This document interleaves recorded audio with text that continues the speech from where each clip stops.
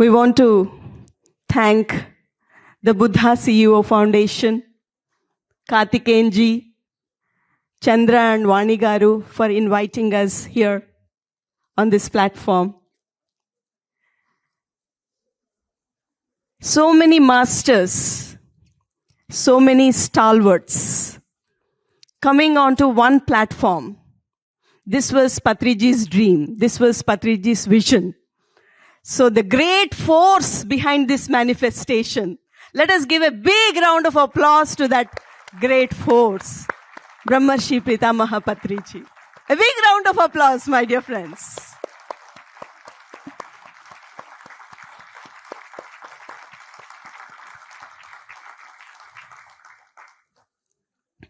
So today's topic, art of letting go and non-attachment.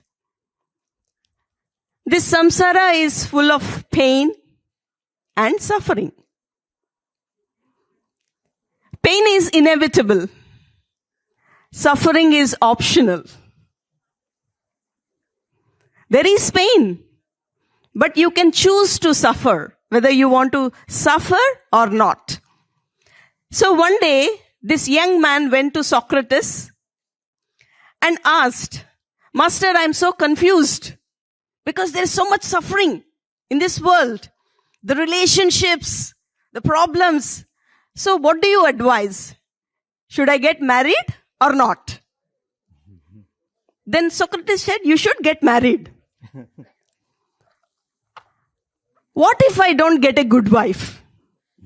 Then Socrates immediately answered, if you get a good wife, you'll be happy. If you don't get a good wife, you'll be enlightened.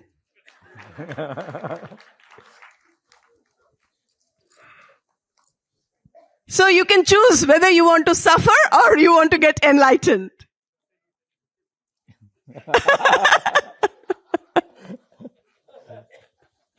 So friends, the root of suffering is attachment. So attachment is a state of emotional clinging caused by the belief that by not having something or someone, you will not be happy. So this state of emotional clinging has two components. One is a positive component and one is the negative component. The positive component is the flash of pleasure, the excitement you experience when you get something that you want. And the negative component is a sense of terror, a sense of tension, fear that accompanies this attachment. If I just have to give you an example, if a young man is in deep love with this beautiful girl, so every day he's just going to her and proposing her, but she is not saying yes. So he continued to follow her for 5 years. And after that 5 years, one day she says yes. Wow. Right? What an excitement. What a pleasure. What a joy. Because he could get what he wanted. But along with that, there is this fear that what if I lose this person? I loved her so much. And after waiting for so many years, I got her. Now what if I lose her? Then I will lose my happiness, my joy. So friends, from avidya emanates aviveka. So we lose the discrimination. What is right? What is not right? What is true? What is not true? What is permanent? What is not permanent? And from that aviveka comes the abhimana and ahankara. And from that abhimana, raga dvesha. So what is raga? The attachment you have for things, for people in your life. So for example, if you have this habit of eating jalebi after having dinner every day, That jalebi gives you so much pleasure. You're so happy eating that jalebi. But one day you went to a different place and in that place jalebi is not available. You have so much money. You have people. So you have sent all your people in search of jalebi, but they couldn't find that jalebi. So, not able to have that jalebi will create so much pain for you. Oh, today, what will I do? I can't sleep without having jalebi. And even anger also comes. How come you are not able to find jalebi for me? So friends, this is how this raga dvesha. And raga is as dangerous as dvesha. So, there are actually 4 sthitis. And we all have this raga and dvesha. So, all those who are on the spiritual path, you have to look into yourself. What attachments you have. And in which sthiti you are in. So friends, there are 4 sthitis. One is called dhagda. That means this raga and dvesha, they are burnt. And the second is tanu, where they have thinned out. And the third is vichina, where it is in a concealed form. And then the 4th state is called udara, where it is in a fully expanded state. So we have these elements of raga and dvesha within us. So, for a yogi, for an enlightened one, he or she, that yogi, is in this state of 1 and 2, where the raga and dvesha are completely burnt out. Like for example, if you meet an enlightened master, if you're doing something wrong, that master might get angry at you, shout at you, but it is for only 1 second. He is expressing that anger just to correct you. So most of the time we don't understand why these enlightened people, they get angry. Just for that moment, for that second, he is expressing his anger. And then no raga, no dvesha towards anybody. And the narrowed state also. Sometimes we are all in this path, in this spiritual path. So we have little bit of that. But we can balance ourselves. We are in that balanced state. And for ordinary people, they are in these 3rd and 4th state. The concealed, the vichina sthiti. Like for example, the wife, when that raga is active in herself, she's so good towards the husband. She's very loving towards the husband. But the minute she asks the husband something, my dear husband, tomorrow is our anniversary, please buy me a diamond necklace. And he said no. What happens then? She's so displeased with that husband and this dvesha vritti is activated. So that means that the dvesha vritti was concealed for a while. And then the 4th sthiti is called, my dear friends, udara, fully expanded state. You're extremely attached to somebody or you hate somebody extremely. What Kamsa was experiencing towards Krishna. He had that extreme hatred towards Krishna. At any cost, he wanted to kill Krishna. So my dear friends, let us look at ourselves. Have we ever thought about this? In which sthiti we are all in? Connected to our attachments, the raga and dvesha. Sometimes this raga and dvesha, it's not only about your own people. Sometimes it's about your ideas. The path you have chosen. Sometimes we are so much attached to our own ideas and we are not at all open to others' ideas. We say, my way is the only way.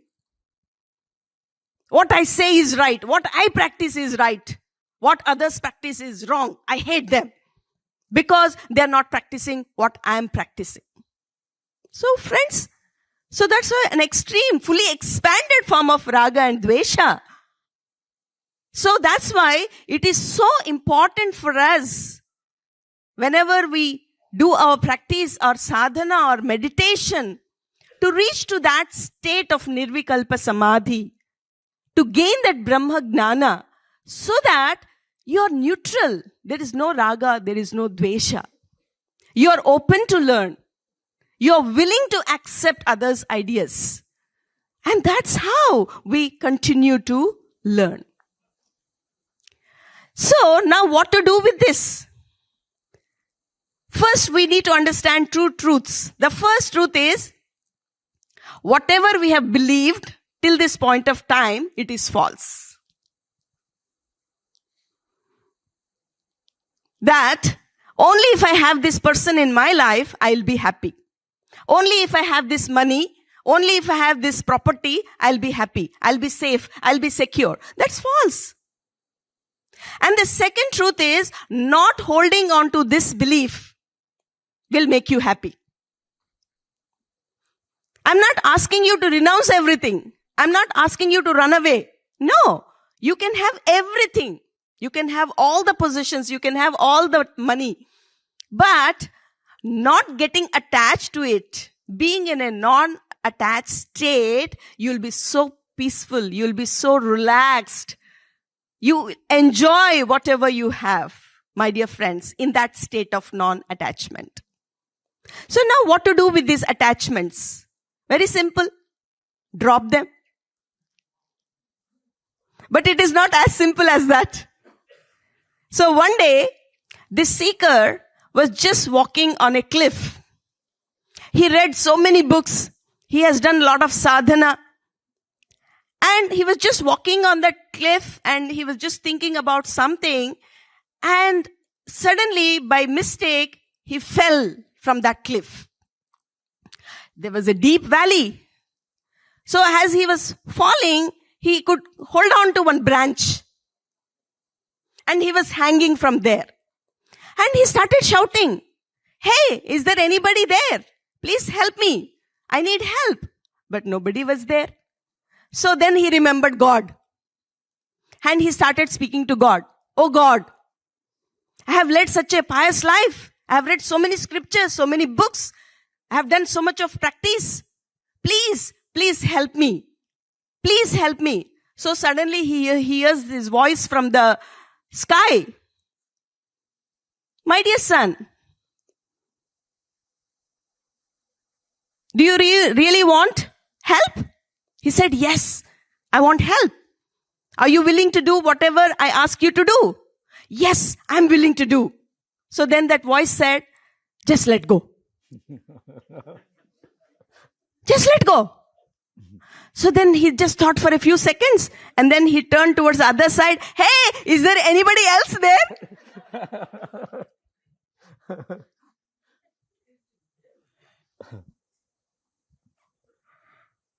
So friends, unless until we let go of these attachments, how is it possible for us to move to the higher planes? Whatever our esteemed masters were sharing in the morning session,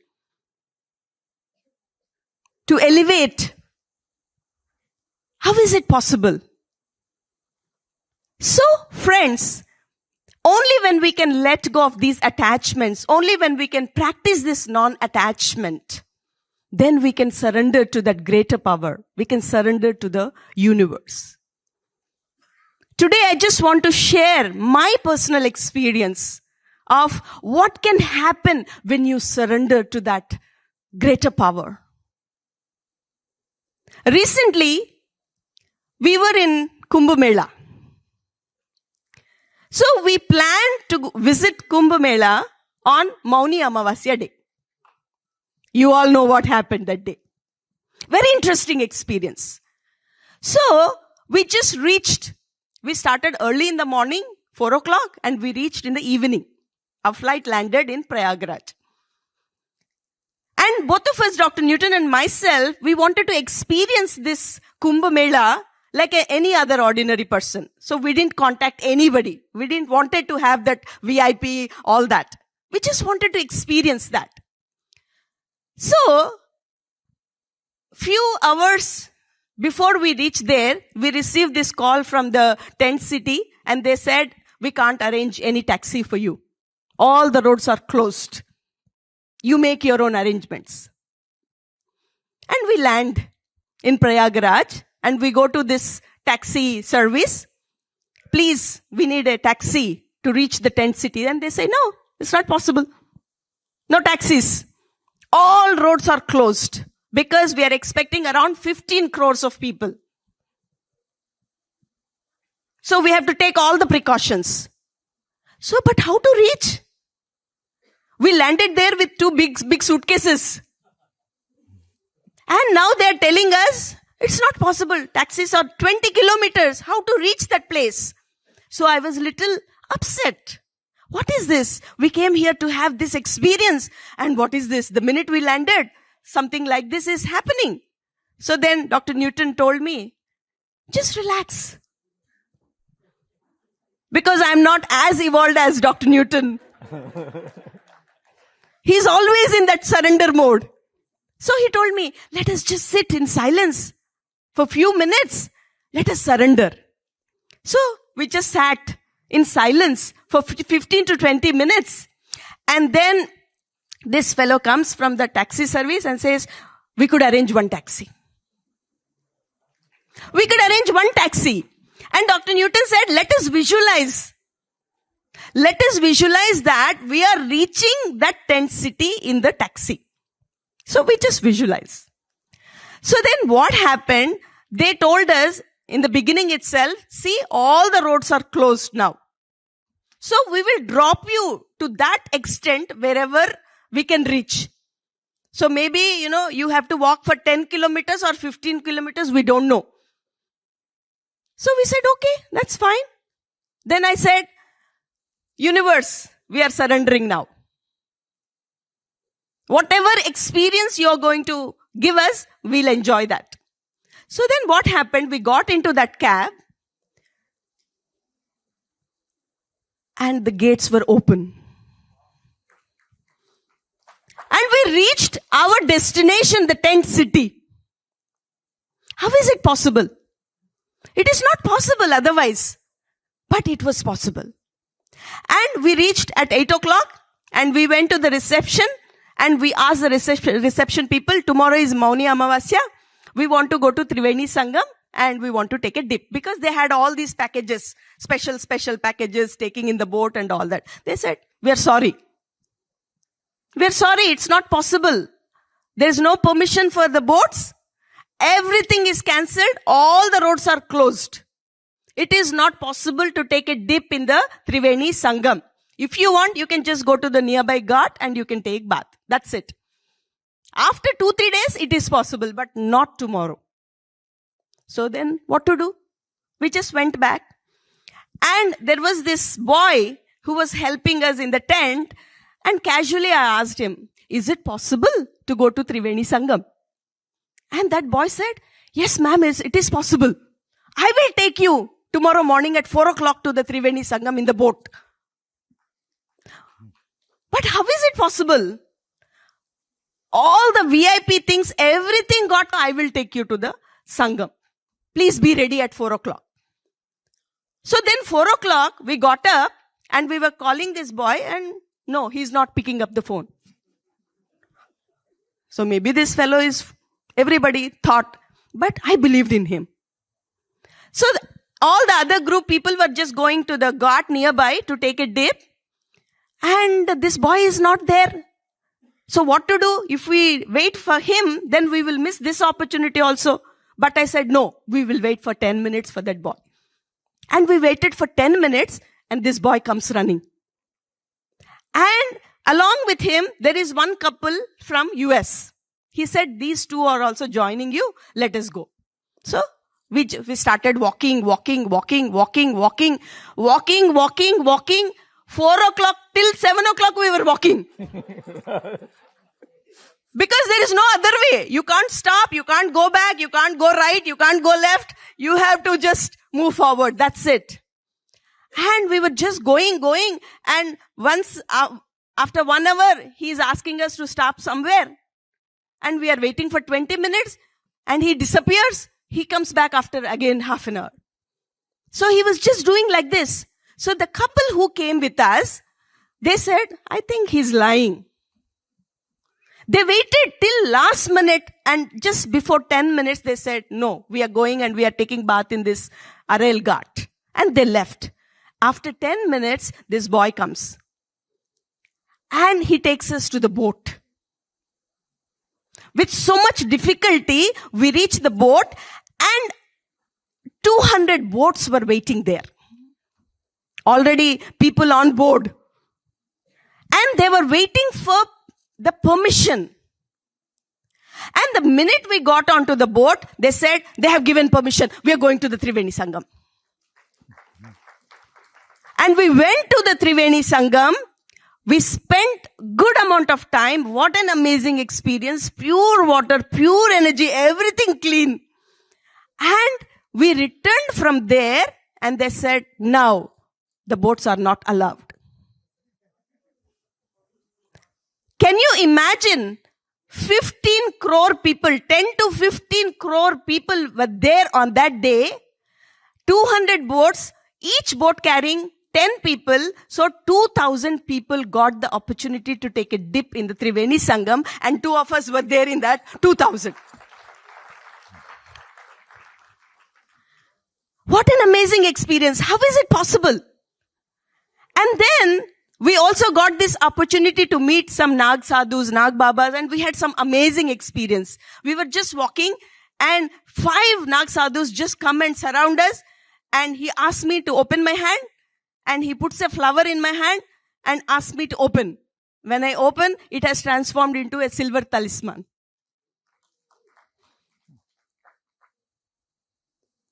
Amazing experiences. If I continue to share, it will just, the whole day will go for this. Some other time. And then comes the last day. After having this wonderful, wonderful experience, now tomorrow we have to go back to Hyderabad. We have to catch our flight. We just go to the reception and say how much time it will take to reach the airport. They said all the roads are blocked. It will take 5 hours to reach to the airport. Then we said, please arrange a cab for us. At least now you please arrange a cab. They said, okay, we are noting down your name. By 9 o'clock tomorrow, you should start. Otherwise, you will miss your flight. Okay. That day morning, we just go there with the luggage and we ask, where is our cab? They say, we are so sorry. All the data we lost. So we couldn't arrange a cab for you. What? So now, there was this couple from Malaysia who were going to the airport, and they have booked a big vehicle. And they just heard us, and they just came to us and say, we are very happy to take you to the airport. We are very happy. Please join us. So while traveling, we just reached the airport in 1 hour. 1 hour, and they were spiritual seekers. They had so many doubts. They were just asking questions. We enjoyed the conversations. And the minute we reached the airport, we wanted to offer them money because, we need to pay for the taxi. They said, no, we are so happy to offer this ride to you. We are so thankful. We'll come and visit your Quantum Life University very soon.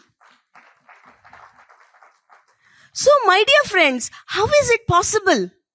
Please tell me. It's not because we are special, something like this happened to us. No, we are all special. Just because we surrendered. We surrendered. And we had such an amazing experience. And the best thing, what we experienced there, what touched our heart was poor people, old people, with little children. They don't even have a place to stay. They were waiting outside. They were sleeping outside. Extreme cold. Facing all the challenges. So that is possible only in India. This Shraddha, this Bhakti, this commitment is possible only in India. Only in India. So we are all very fortunate to be born here. And let us all, you can all join me to say, Bharat Mata Ki! Jai! Bharat Mata Ki! Jai! Bharat Mata Ki! Jai! Jai! So if 40, 50 crore people could attend Kumbh Mela, it is possible to have a Dhyan Kumbh Mela also in the future. It is possible. Kartikeyanji's guidance and all the masters coming together onto one platform, experiencing this oneness. Yes, it is possible. It is possible. 40, 50,000 crore people participating in a Dhyan Kumbh Mela. So, my dear friends, let us all wish for that. Let us have that sankalpa so that India will just get back its glory. So that Bharat Desh becomes that guiding light to the entire world. Thank you. Thank you so much. And over to Dr. Newton, the art of letting go. Wow. I don't know what to speak now. I have to let go of what I heard from you. It's so much. I really admire you, your speech, your words, your jokes, your stories. I don't know how to get detached from you. I'm so attached now. How to let go of this attachment? Oh, so my dear friends, I surrender. There is something that in all of us that we observe. One thing is we like things, whatever that we like, pleasant things, good things, we want to hold on to that. For example, your right hand is something which is holding on to something that you liked. The other hand is the one which you want to push away things, what you dislike, what you don't like. So we don't like many things. Judgmental people we don't like. Any unpleasant situations we don't like. Any challenges, difficulties we don't like. So this is what we are all, we are like this. One hand, we want to hold on to something which we like. The other hand, we want to, I don't want this, I don't want this. Okay? We all do this.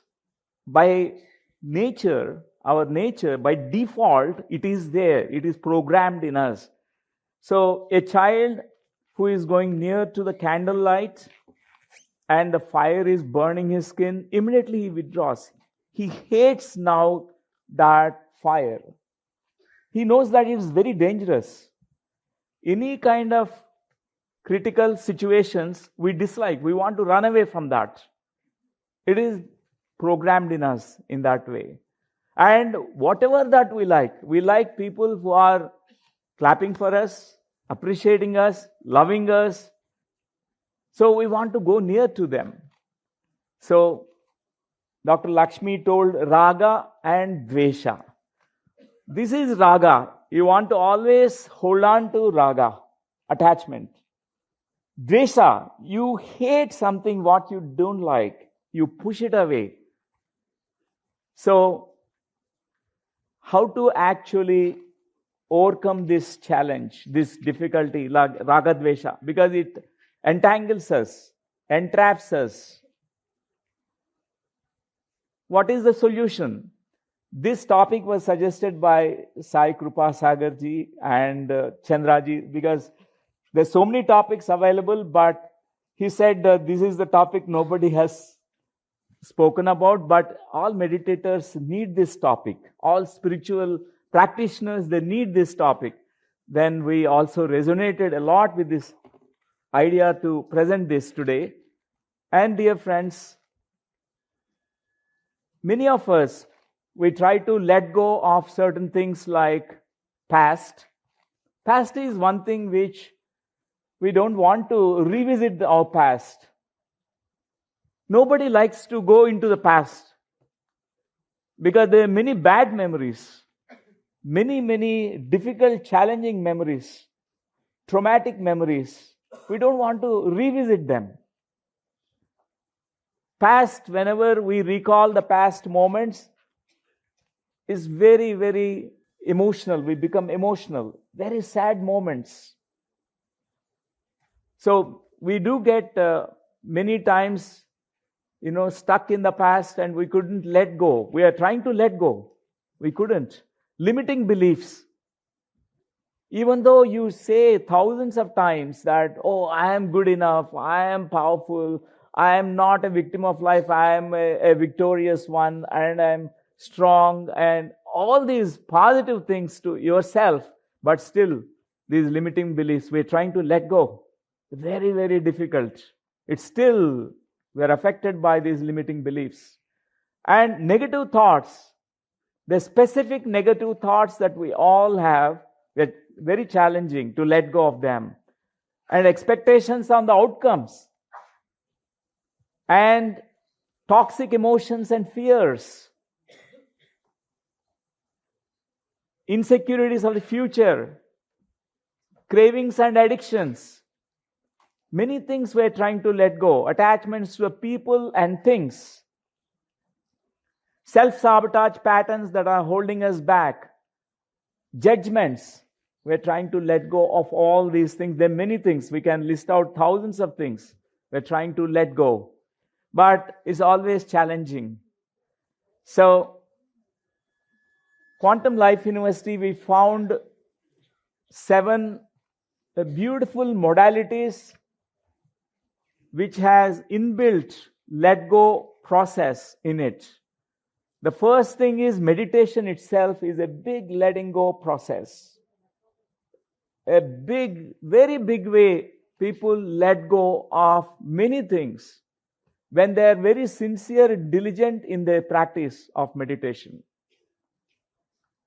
And the second one is past life regression therapy. Many memories that we're still clinging on to them, we are not able to let go. So the past is recreated again in this current life. We repeat those patterns. And our family tree memories, transgenerational memories, cancer which is running in the family tree, or a certain disabilities, certain behavioral issues, or suicides, or some premature deaths that were happening in the family tree. We are all repeating that. We are not able to let go of that pattern. And family constellations and transgenerational therapy is a self-healing modality to release, to let go of family tree memories. And organizational constellations therapy. Even organizations have memories. All organizations, they have a history. They have memories. They have emotions. They have a culture. They have values. They have belief systems. This modality is also a letting go process. And inner child therapy, which is based on our childhood developmental stages, and all that what we are programmed, what we go through, what we have gone through in the childhood, which programs us. So this also is based on letting go process. And fetal rebirthing and re-imprinting process. In the womb, we are programmed again. Many of us, we are born with certain, first thought is, oh, life is struggle. It's not easy. No one cares for me. No one loves me. I am all alone here. With this first thought, we are entering into this world. There are many hard memories we carry, which programs us inside the mother's womb. So this process, this methodology, it helps us in letting go. It's by default, it's there. Life between lives regression therapy. This is also another letting go process. We all have memories of the soul, even before we are born, between lives. So every incarnation, in between incarnation cycles, there is a life which is also there in the soul planes. So tapping into those memories, we understand our soul plan, why we are born here, why we are again incarnating here. Apart from this, there are 20 workshops that Quantum Life University designed, and all of them are based on letting go process. So, dear friends, you know, we all have known about letting go process. It's not really difficult to understand this concept. In your body, in our body, from childhood to so far, we know it. The first thing that we do when we wake up in the morning is the letting go process. Your intestinal waste, all that is accumulated in your intestines, we let go. Those who could not let go, they have constipation problem. And our urinary bladder is full. It is such a divine experience to go to the urinals. If you are not able to do that, it is such a suffering. If you are not able to let go of the past, yesterday's memories, emotions, all that what happened, you could not let go, you can't sleep, you have insomnia. We know let go process from childhood, but it is still very difficult. In the physical plane, sometimes we get a lot of problems because we are not able to let go. Many ideas you are not able to digest, you are not able to let go. Definitely it affects gastrointestinal tract. Past emotions, they bother us. One young lady came to a guru, a master, asked him, I'm suffering because of my past. My past is so much full of misery, so much suffering. How to let go, master? Please teach me the method. He said, wait, I will show a demonstration of it. So the master took her to a river, asked her, what is this? What do you see here? Oh, I see a flowing river which is flowing. Then he showed some other place. What is this? Oh, this is a pond. What is the difference between these two? Oh, the dirty water in the pond. It is not flowing waters here. In the river, the flowing waters, it's very fresh. But this water in the pond, the water which is not flowing, it is stuck, it is stinking. Many of us, we have these past emotions which we are carrying for such a long, long time. Anger, resentment, grief. It actually results into chronic illnesses. That's why this process of letting go is so essential, so important to understand. For example, we are holding on to something. I show this.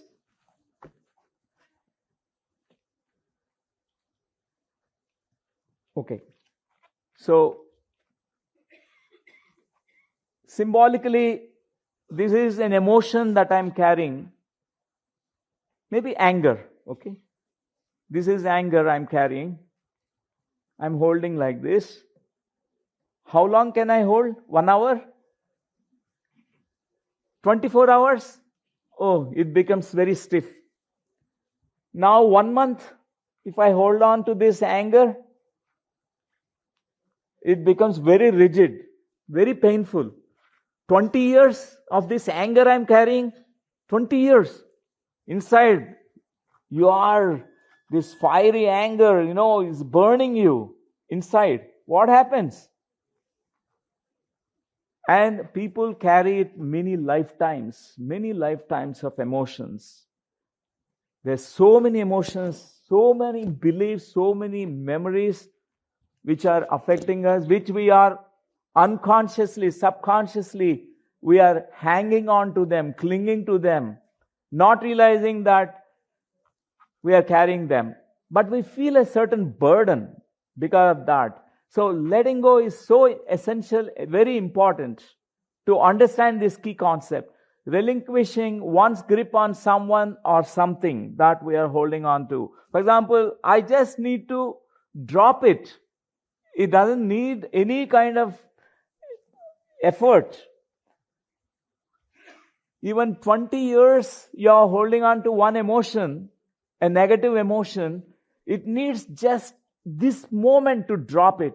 Just like this, it falls. It just falls. We need to just release the grip on it. It's as easy, as simple as that. So today we are going to have a process also. Many people think that letting go is quitting. No. There are two different words. Quitting is someone who is, has given up. There is a sense of guilt and shame or sense of failure when we quit something because nothing is happening. You quit now. Anyway, I'm going to the dead end. I don't know there's no progress. Then we quit sometimes. But letting go is a surrender. It's complete, uncomplicated, ideally. It's a deep surrender. It's a positive thing. It is not weakness. Letting go is not a weakness. It is a strength. It is such a strength, a great quality for every spiritual practitioner. For example, I am not promoting that you renounce the world now, let go of your possessions, let go of your money, let go of everything. No, I am not saying that. Many people, even after renouncing everything, they're still hanging on. The mind did not let go. They might do sannyas, they leave everything. They may wear kashaya robes, but still inside their mind, they're clinging on to certain things. Janaka Maharaj is a great example. Who has such treasure, money, gold, everything with him. And name and fame, but non-attached. The money is there, but he is not attached to it. And he is such an emperor, greatest king. Abundant king, physically abundant. Spiritually also abundant. Greatest spiritual champion, Janaka Maharaj. So, a mother who has given birth to a child,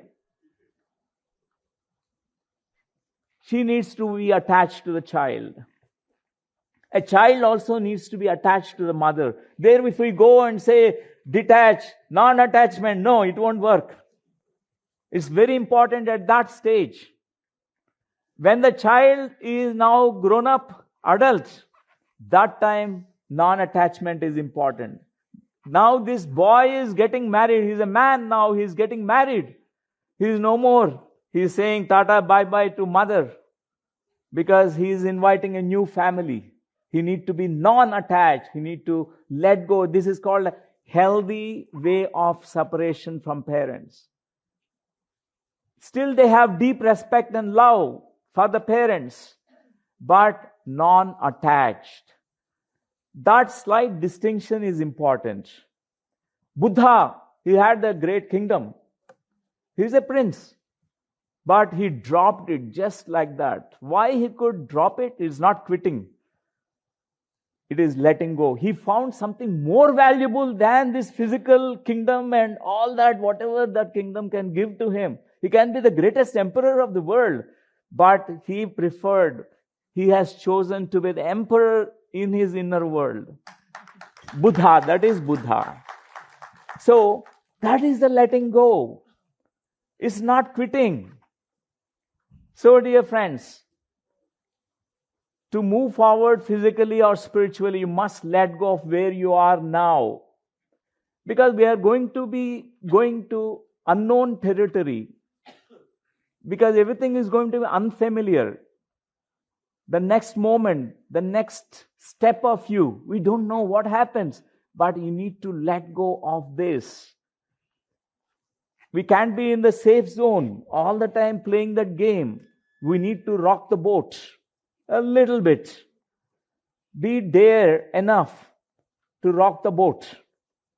And Take one more step, one more step. Meditation is such an adventure. We do not know what happens. We do not know. We are going into the unknown. It's the greatest adventure, meditation is. So, dear friends, letting go, surrendering opens up the space for the unknown possibilities to flood in and fill up with creative potential. How can you build a new home if you don't demolish your old home? How can you fill new things in your wardrobe without removing all that piled up stuff from your wardrobe? How can you bring new fruits, vegetables into your refrigerator unless all the garbage is cleaned from the old refrigerator? All the old stuff need to be cleaned. The same thing, the letting go process, we are carrying so much unconsciously, subconsciously, dear friends. We are not aware of that. Many of us, we have a tendency to believe that a cat, when he is drinking, the cat is drinking milk, it closes its eyes and drinks milk, thinking it's safe. If it opens the eyes, it can't drink milk. An ostrich also keeps the head down inside the sand, feels safe. But it's a false safety. So many of us also believe, oh, my life is very glorious, very happy. We pretend to be happy. We are distracting ourselves. We make ourselves so busy. We never look inside ourselves. That's why in meditation, the first thing that happens is called Antara Suddhi. Suddhi means purification. Inner purification process. All that rotten stuff, all that garbage, it will be cleansed. It will be flushed out. It need to be flushed out. Antara Suddhi. Then second thing that happens in meditation is called Antara Siddhi. Siddhi is a little bit mastery. You start mastering your mind, mastering your emotions, all the intuitions, mastering your energies, all that happens, Antara Siddhi. The third thing that happens is Buddhi, Antar Buddhi. Buddhi get awakened. Vikasita Buddhi. Your Buddhi is like a flower, which is like in a bud form. It opens all its petals, 1,000 petal lotus blooms. So, in meditation, already this happens, but many of us, our observation is 40% of meditators, they keep everything under the carpet. They think their life is very good, but it's not really good. There's a lot of Antar Suddhi. Letting go is very important. They have the same old fears. They have the same old patterns. They have the same old tendencies and behaviors. Same raga dvesha.